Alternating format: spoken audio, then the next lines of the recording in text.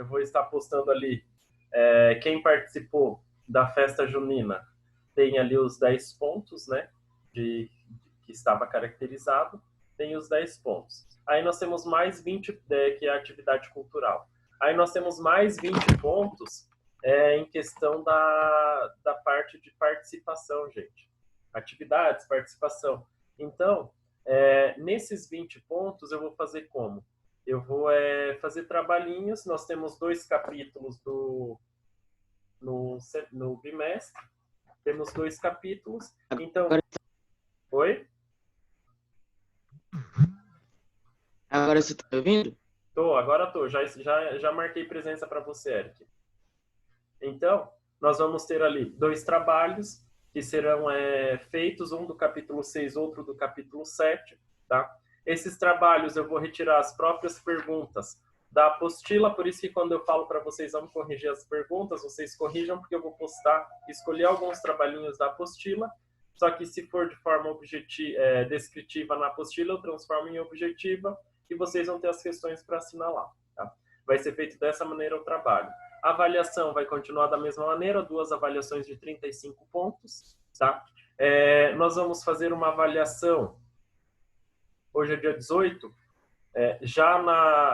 lá pelo dia 3 de setembro já vamos ter uma primeira avaliação, depois eu vou marcar certinho no calendário com vocês, dia 3 de setembro, e depois a próxima, provavelmente dia 29 de setembro, tá? Serão as avaliações que nós iremos ter nesse bimestre. Aí eu sempre vou fazer um trabalhinho antes com vocês do conteúdo, tá? Sempre vou estar fazendo um trabalhinho antes para preparar vocês para avaliação, tá? Fazer revisão, trabalhinho, aí vocês conseguem fazer. Dessa vez os trabalhos vocês vão fazer, que nem eu falei para vocês, em forma de quiz, tá?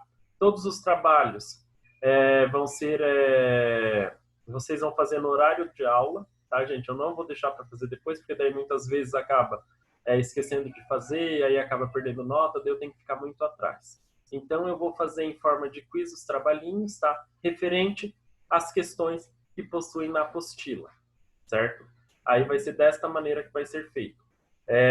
Vai ser 2 trabalhos, valendo 10 pontos cada um, para fechar os 30 pontos ali de nota de atividades, participação. Trabalhinho também vale parte os trabalhos valem parte da nota de participação de vocês, tá, gente? Então, que nem se vocês tiram 30 pontos ali nos trabalhos, para ficar com a média, vocês precisam tirar mais 30 pontos na avaliação. Por isso que eu falo, sempre quando vai fazendo ali o trabalhinho, vocês pesquisem, vocês têm ali a apostila, né? Vocês podem pesquisar na apostila as respostas, não tem problema, tá? Porque vocês estão ali com material, vocês podem estar pesquisando. E isso é importante o quê? Para vocês terem ali uma nota, para não ficar com nota vermelha, tá? Aí não fica com nota, não fica ali com a nota baixa, não tem necessidade, se ficar com uma nota boa, não precisa fazer recuperação. Porque a recuperação é conteúdo do bimestre todo, por isso que é um pouquinho mais extensa, por isso que é um pouquinho mais difícil, que é uma outra forma de avaliação, né, que a escola proporciona para vocês, certo? Alguém tem alguma dúvida, gente? Quer fazer alguma pergunta, algum questionamento? Aí eu fico aberto ali para referente às avaliações do bimestre passado. Se alguém tiver alguma dúvida da forma de avaliação, como foi feita, tem lá na plataforma de vocês, tá? Vou mostrar aqui para vocês como eu fiz a avaliação da aula passada,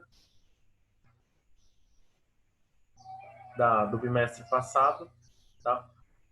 Basicamente vai mudar pouca coisa para esse bimestre, a única diferença é que eu vou postar os quiz, né? Que nem eu avisei vocês.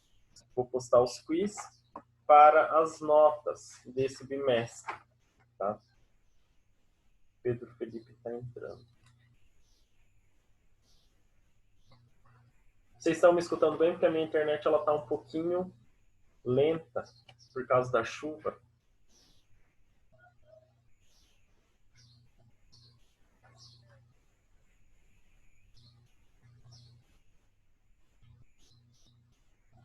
Vou compartilhar aqui com vocês.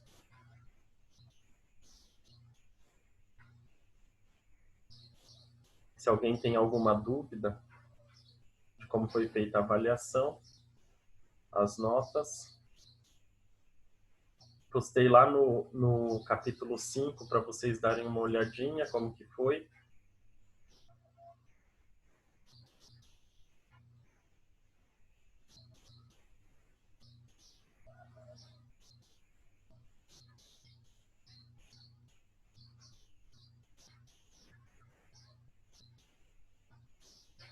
Para quem tem alguma dúvida referente à nota, como que o professor avaliou?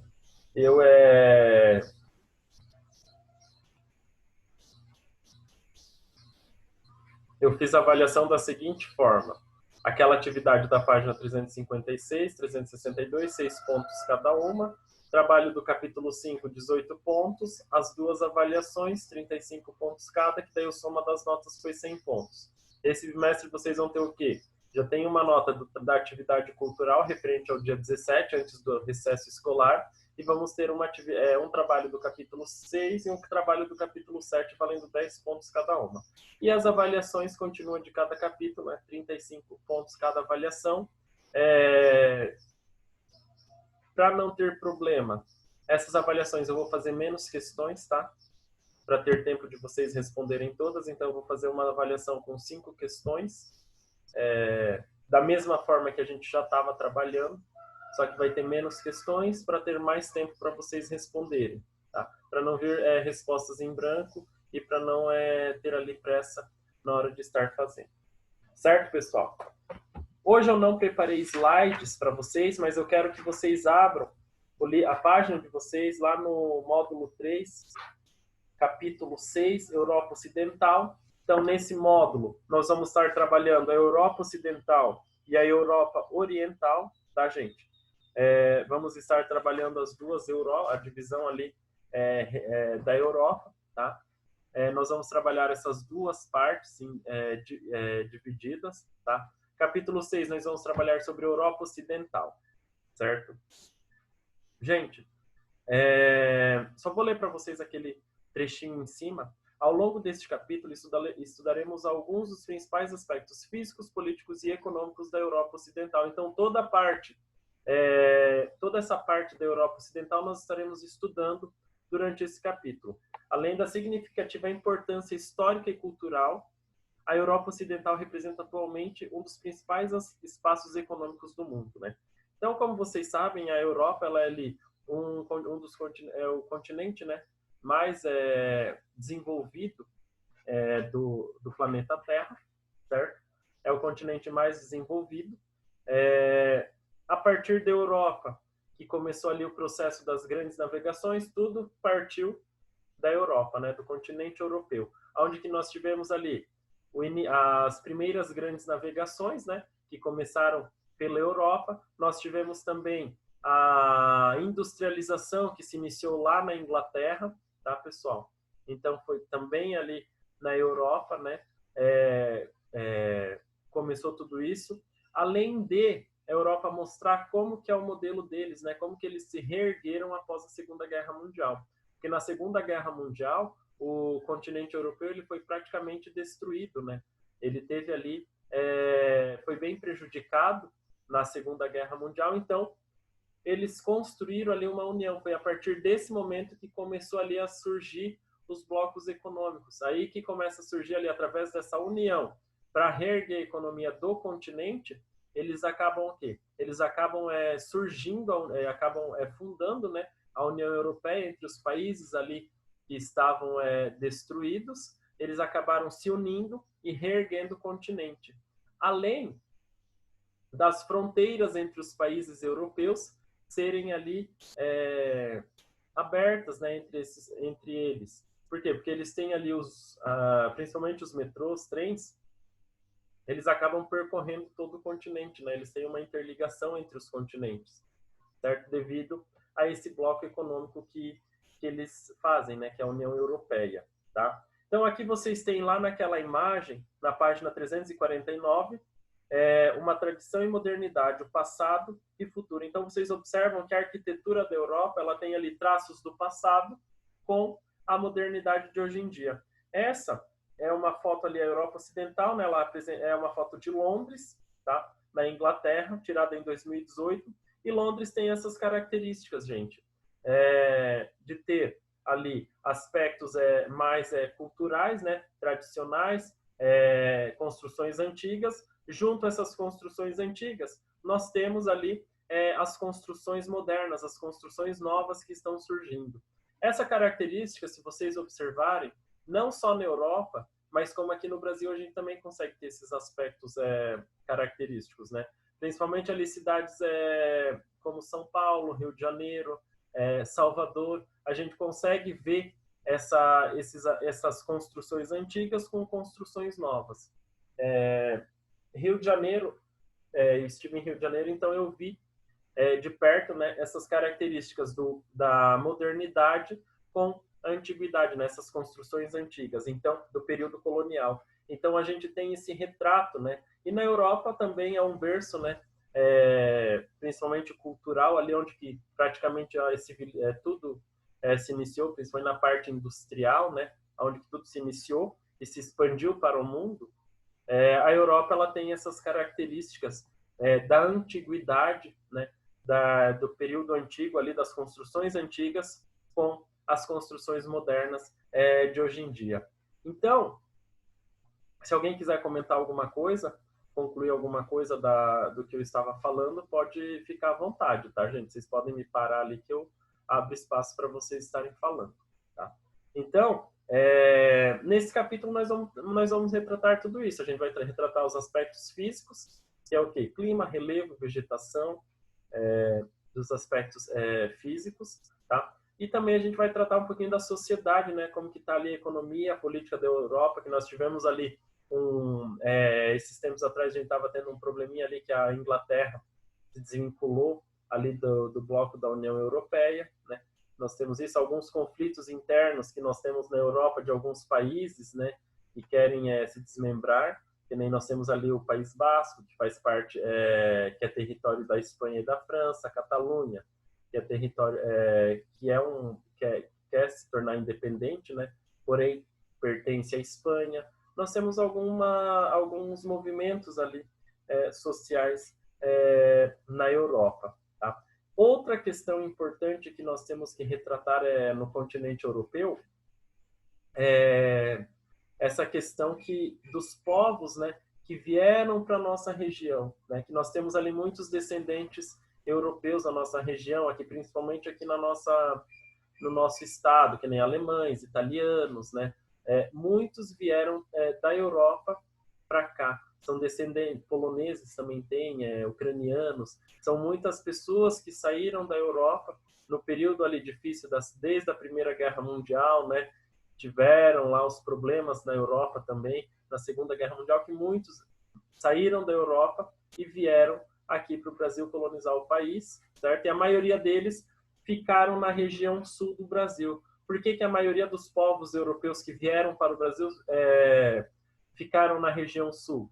Devido, né, à questão do clima ser parecido. O clima da região sul com o clima europeu parecido, então eles foi uma fácil adaptação dessa população. Claro, por mais que nós temos ali a população holandesa, né, que ela acabou saindo da Holanda, se fixou principalmente na região região nordeste do nosso país.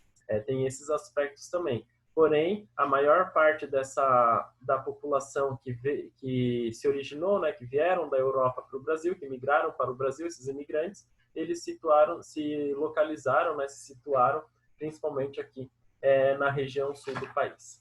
Beleza? Então, lá na página 350, eu queria que vocês abrissem lá na página 350, que nós vamos trabalhar hoje sobre a Europa, divisão política e regionalização. Tá? Então, nós vamos trabalhar primeiramente ali a divisão política da Europa, tá, gente? Onde que nós temos ali os países da Europa, eles ocupam uma área de cerca de 10,3 milhões de quilômetros quadrados, certo? E ali a gente tem as principais potências do mundo, tá? Observem o mapa que nós temos ali da divisão da Europa. Observam, esse daqui é o mapa político, é a divisão política. Observam também que uma parte da Rússia, tá?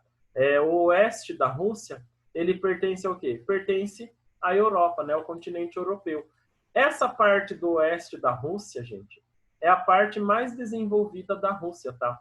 A Rússia, ela é extensa, tanto é que a gente já estudou na aula, no bimestre passado, tá?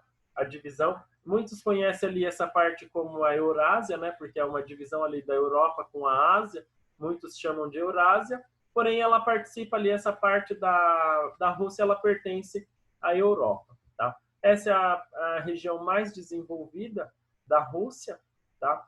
Desde ali do período que a Rússia deixa de ser socialista, em 1991, desde esse período, ela acaba que ela se tem esse desmembramento, né,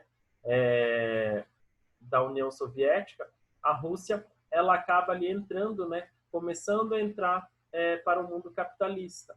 Por mais que o sistema político deles é um pouquinho diferente, mas eles têm essa abertura capitalista já, tá, gente? Então, ali nós temos os países, né, que se desmembraram da União Soviética, e todos esses países ali, tivemos vários países, mais ou menos uns 13 países que se desmembraram e se tornaram ali independentes, né, após o fim ali da Guerra Fria, o fim desse período ali em 1991, tá?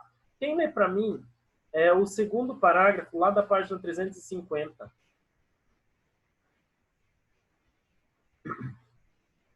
Quem pode ler para mim?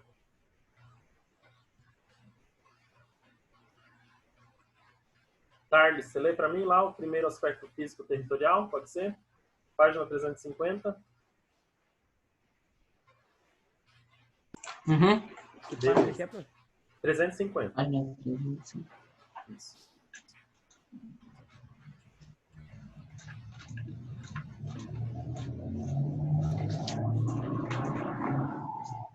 Ah, ele tá no módulo 3 já, senhor. Isso, módulo 3. Tá na apostila.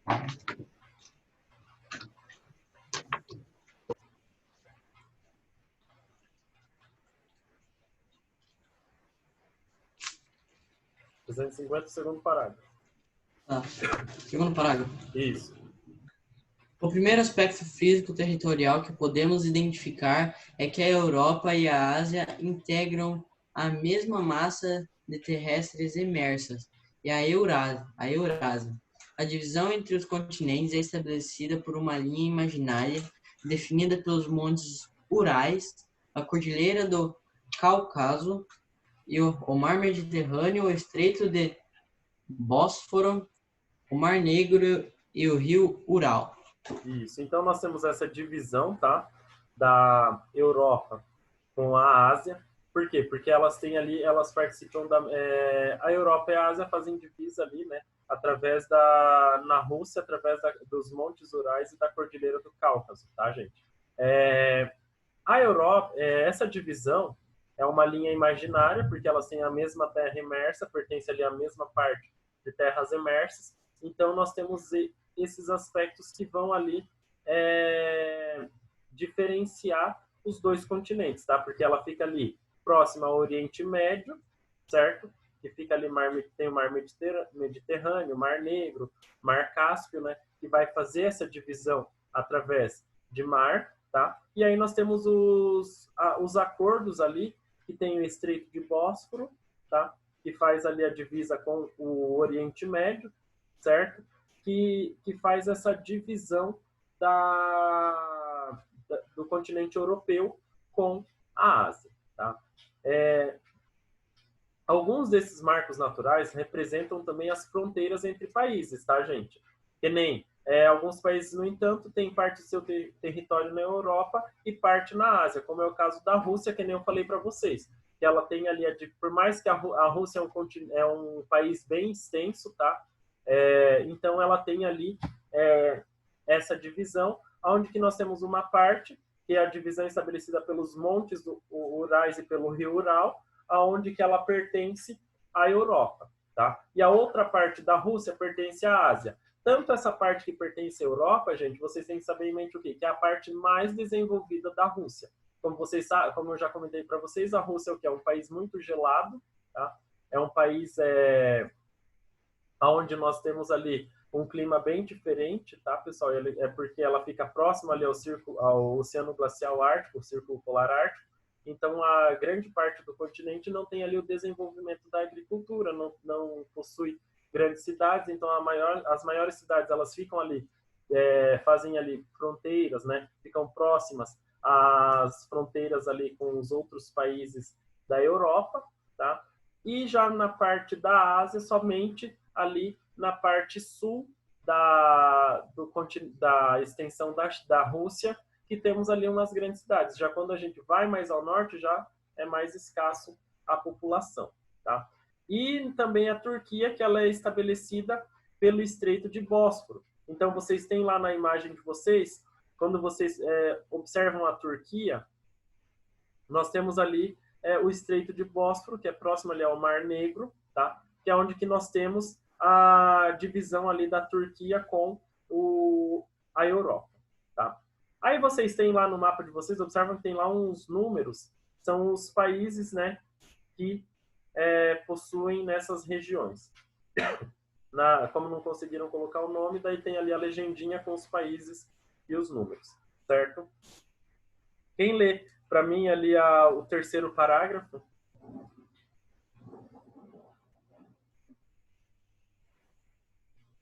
Fernanda, pode ler para mim? O último parágrafo lá da página 350. O último? Isso, a divisão entre Europa e Ásia. A divisão entre Europa e Ásia, contudo, não significa que tais espaços não sejam integrados por importantes rotas comerciais. No passado, por essas rotas, vinham produtos do Oriente, como a seda, para os mercados do Ocidente, na Europa. Hoje, a rota da seda não existe mais, porém, a importância da integração econômica entre os dois continentes continua evidente, pois, neste mesmo sentido, fluem gás natural e petróleo da Rússia e do Mar Cáspio para o continente europeu.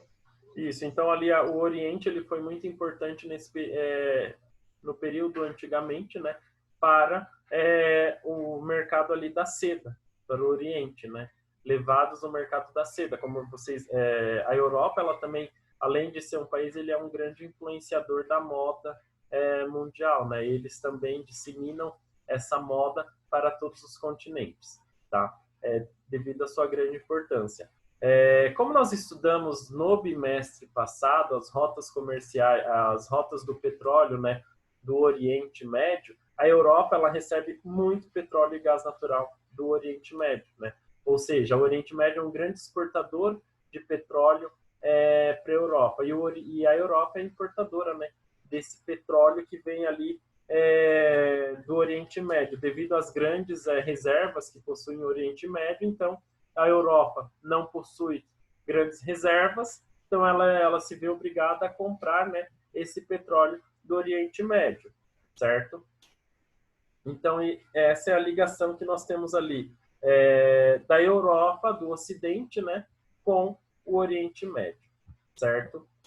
Na página 351, observam que nós temos ali a divisão, tá? A regionalização da Europa, ou seja, a Europa Ocidental e a Europa Oriental. Lá no período da Guerra Fria, que durou ali de 1947 a 1991, nós temos o quê? Uma divisão da Europa Ocidental com a Europa Oriental. A Europa Ocidental, ela pertencia ao grupo ali do bloco capitalista, né? Que pertencia aos Estados Unidos, que é um processo histórico que levou a essa divisão, né? Então, o bloco capitalista que pertencia aos Estados Unidos, eles já tinham ali essa parte da Europa onde que ela está ali em amarelo, destacada, ela tinha as ideias capitalistas, né? Então, essas ideias voltadas ao capitalismo, por isso que faziam parte do bloco ali, do grupo da OTAN, Organização do Tratado do Atlântico Norte, certo? Então, ela fazia parte desse grupo. Já a Europa Oriental, ou seja, o bloco socialista, né, que durante ali a Guerra Fria pertencia à União Soviética, até então, que hoje a União Soviética se dividiu ali em vários países. Primeiramente, nós temos o quê? Lá em 1989, a União Soviética começa a perder a força, né? O bloco socialista começa a perder a força com a divisão ali de 3 países, a Estônia, Letônia e Lituânia, tá? Logo após isso, nós temos a queda do Muro de Berlim.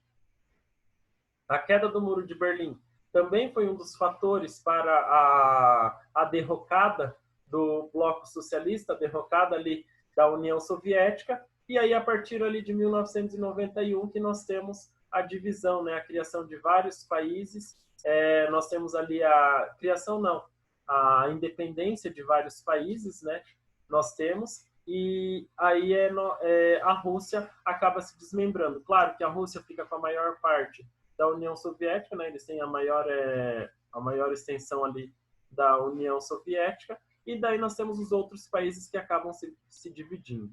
Tá? De modo geral, o principal contraste entre esses países ocidental e oriental é socioeconômico, tá? Eles apresentam graus de desenvolvimento diferentes, tanto da Europa Ocidental como da Europa Oriental. Nós temos ali graus de desenvolvimento diferentes. Tanto é que na Alemanha, a própria Alemanha, ali com a queda do Muro de Berlim, até hoje a gente tem traços ali de diferenças na Alemanha, tá? Principalmente ali em Berlim, dessa parte quando era dividido, né, entre a Europa Ocidental, entre a Alemanha Ocidental e a Alemanha Oriental, tá? Eric, você está me ouvindo? Não? Quem lê para mim lá tá? Você lê para mim lá o terceiro parágrafo da página 351? Senhor, como eu caí aqui um pouco, eu não sei qual página tá. Tá no módulo 3, tá? Capítulo 6, página 351. Apostila nova. O quê? Calma aí que eu tô te vendo bem embaixo. Apostila nova, capítulo 6, módulo 3. Página 351. 351. No entanto, lá o terceiro parágrafo. Tá. No entanto, também existe um contraste entre os países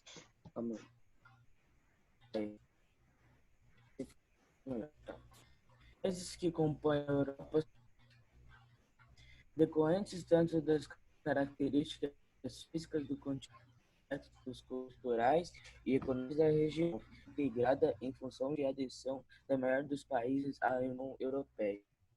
Sigla UI. Mostra níveis significativos de disparidade. Isso, então ali a gente tem algumas diferenças também entre os próprios países da Europa Oriental, diferentes graus ali de desenvolvimento, tá? Principalmente ali os países que começaram a industrialização antes, têm um desenvolvimento maior do que os que são mais tardios. A Europa também, ela não deixa de passar por crises econômicas, tá, pessoal? Tanto é que, se vocês observarem os processos históricos do capitalismo, nós temos um período onde que ele tem uma alta, porém, a gente chega no topo e aí a gente passa por uma crise, né? A gente tem uma baixa nesse período. Inicialmente, a última crise que nós tivemos ali, que se iniciou em 2008, 2009, tá? A Europa, ela passou por muitas dificuldades, certo, gente? Ela passou por muitas dificuldades, enquanto o Brasil estava no seu período áureo, tá? Estava no auge do desenvolvimento do Brasil, a Europa estava decaindo o seu desenvolvimento. Tanto é que ela passa ali ela passa por essa crise ali de 2010, que é a crise mais que se inicia em 2008, só que ela se agrava em 2010. É uma das maiores crises que a Europa passa, principalmente afeta ali Portugal, Espanha, né? Tem esses países afetados, a Itália, a Grécia, que até hoje ainda não se reergueu, tá, gente? Então, eles passam por essas crises e depois eles começa a caminhar de novo, que nem agora, a partir de 2016, eles começam a se revitalizar novamente. Igual nós que estávamos começando a caminhar novamente, e aí começou a pandemia que deu aquela queda brusca de novo, né? Então aí nós temos ali várias crises que passam. Agora a Europa também passa pela crise, só que a crise gerada foi através da crise sanitária que nós tivemos, né? Crise da saúde. Então ela também passa por essas disparidades ali, né? Passa por esses problemas ao mesmo tempo sempre se inicia com eles, depois acaba afetando em nós, porque nós somos grandes exportadores de matéria-prima para a Europa. Então, para a Europa, para a Ásia. Então, quando acontece algum problema na Europa, né, alguma crise, depois já acaba afetando aqui para nós. Tá? Quem lê para mim o último parágrafo, para a gente encerrar essa parte da nossa aula?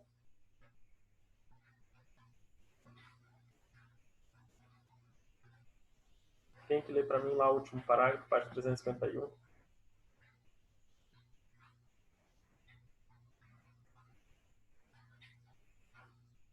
Tarde, você lê para mim de novo? Página 351? Uhum.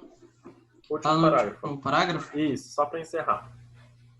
Do ponto de vista geopolítico, as principais potências da Europa Ocidental são a Alemanha, França, Itália e Reino Unido, países pioneiros no processo de industrialização, que representam os mais antigos desenvolvidos polos industriais do mundo. Todos eles estão entre as maiores economias do mundo e integram o seleto G7. No outro extremo estão os países que nas últimas décadas têm passado por dificuldades econômicas, como Portugal, a Grécia, e apresentam um nível de desenvolvimento socioeconômico inferior a de outros países da região. Isso, que nem eu comentei com vocês, os países que se industrializaram primeiro, né, têm uma economia mais sólida, uma economia melhor. Já outros países, que nem eu comentei também, Grécia e Portugal, passaram ali por algumas dificuldades econômicas nos últimos anos, agora que eles estão começando a se reerguer novamente, tá? Só para finalizar, o grupo ali do G7 é aquele grupo que tem os principais poderes econômicos do cenário mundial, que é a Alemanha, Canadá, Estados Unidos, França, Itália, Japão e Reino Unido, tá? Embora que a União Europeia também ela vai fazer parte desse grupo, né? Porque a União Europeia é um bloco. Certo, pessoal? Beleza? Foi meio cansativo hoje, mas a aula que vem já começa a dar uma mudada ali, que eu vou começar a trabalhar clima e vegetação, e aí a gente faz as atividades. Ok, minha gente? Então, quinta-feira a gente retorna, tá, pessoal? E aí a gente continua ali com os aspectos físicos, né? Aspectos naturais da Europa, vamos trabalhar toda essa parte, aí a gente trabalha numa questão em geral dos aspectos naturais. Beleza, meu povo? Então, até quinta-feira, se cuidem. Boa semana ali para vocês, que começou ontem, né? Boa semana para todos. E a gente se vê na quinta. Até mais, gente. Tchau, tchau. Tchau.